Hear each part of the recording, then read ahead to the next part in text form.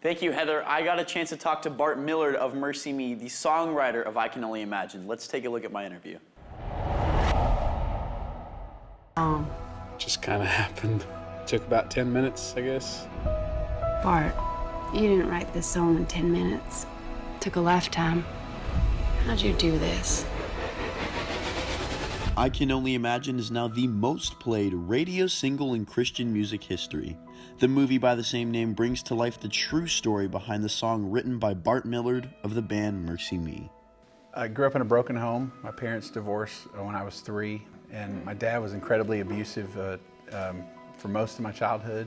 And then my freshman year in high school, he was diagnosed with cancer, and I was given kind of a front row seat to see this man go from being a monster to someone who was just desperately and passionately in love with Jesus. So much so that by the time he passed away my freshman year in college, not only was he my best friend, but he was the godliest man I ever knew, and the kind of dad I wanted to be like whenever I grew up.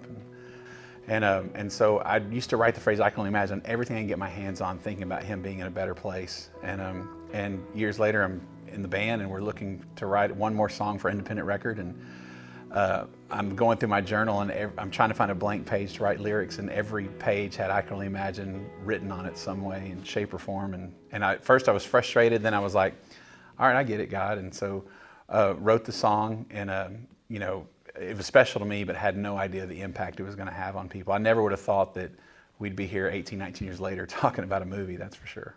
The film features an all-star cast including Dennis Quaid, country music legend Trace Adkins, and Cloris Leachman, as well as faith-based director John Irwin, who was inspired to get involved with this story.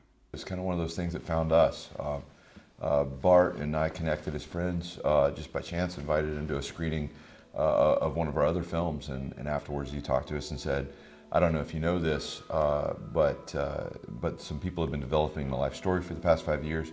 Would love for you guys to consider directing it. And I said, well, I don't know if you know this, but they sent us the script this morning. And it was just, kind of fate that kind of brought us all together. And as we knew the song, we loved the song, and it's, it's not just an audience we're trying to reach, we are the audience. We love this music. But, to step into it and hear the story behind the song and the powerful father-son redemption, it's the kind of stuff that you dream about, and just the power of music. There's a couple of messages that Bart wants people to leave the theater with after seeing I Can Only Imagine. Man, there's a couple of messages, one is that I want people to walk away, and I'm sure we all have people in our lives that we've written off thinking there's no hope for, that they're too far gone, or God can't reach them, and maybe we think that way of ourselves.